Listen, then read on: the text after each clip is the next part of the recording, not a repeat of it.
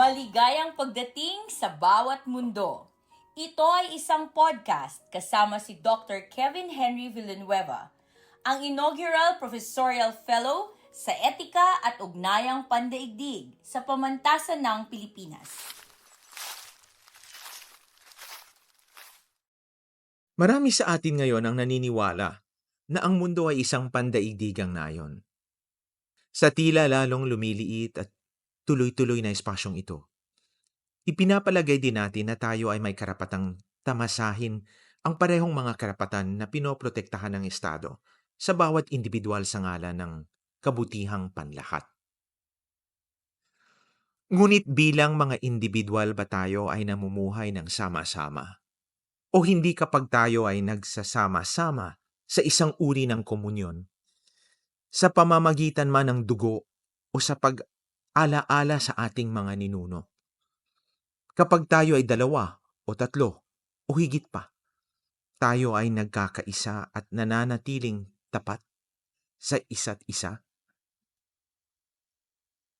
Ang individual bilang paksa ng sangkatauhan ay namamalagi sa kanyang kakayahang mag-isip.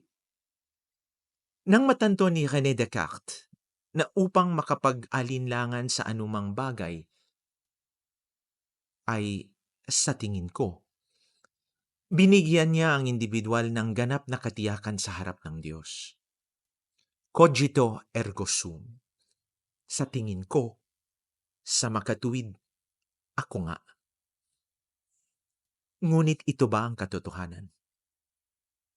Kapag tinanong natin sino ako, ito ba ang katotohanan na iniisip ko upang isipin ko na mahalaga? Hindi ba't ang mga pag-iisip na aking pinag-iisipan, ang mga pag-asa na mayroon ako, at ang mga takot na aking pinapawi sa iyo, na nagpapaibig sa atin sa paglipas ng mga araw? Ang kaharian ng pagdududa ay madilim at malalim. Ito ay kung saan tayo bilang mga individual ay namumuhay ng mag-isa. Isang araw lumapit sa akin ang aking anak na babae at nagtanong,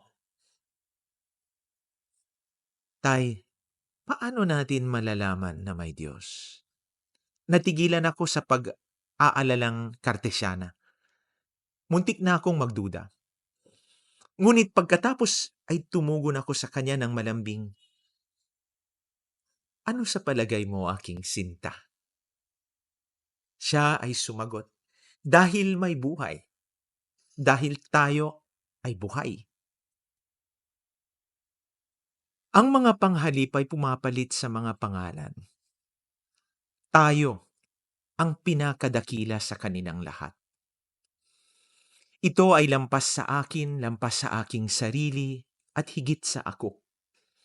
Dahil kailangan nating ipaglaban ang isa't isa. Dahil hinahanap natin ang ating sarili sa isa't isa. Dahil hindi natin maitatanggi ang ating mga pangarap sa isa't isa.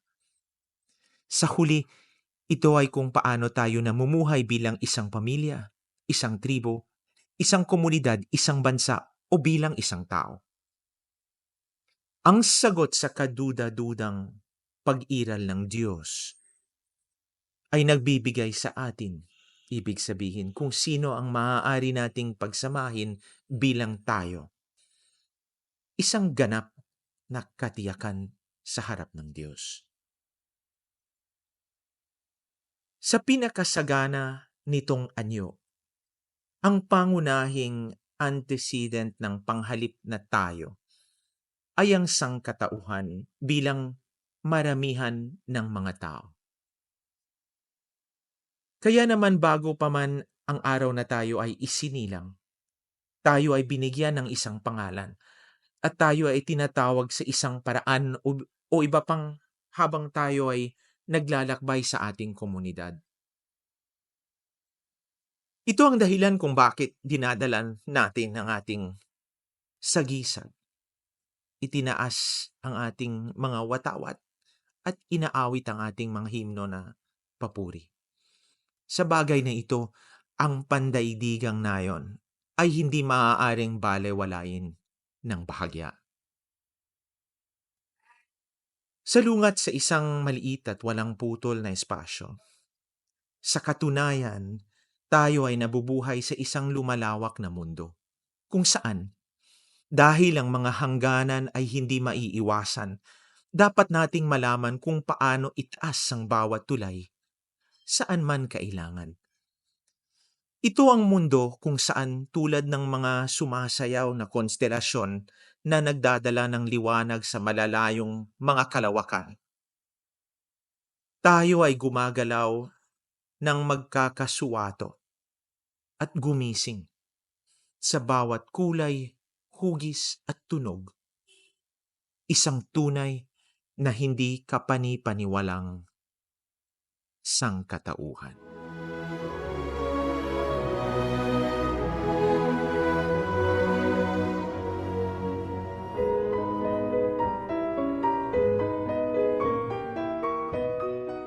Salamat sa pakikinig sa Bawat Mundo.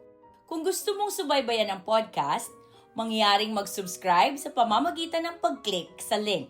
Hanggang sa muli.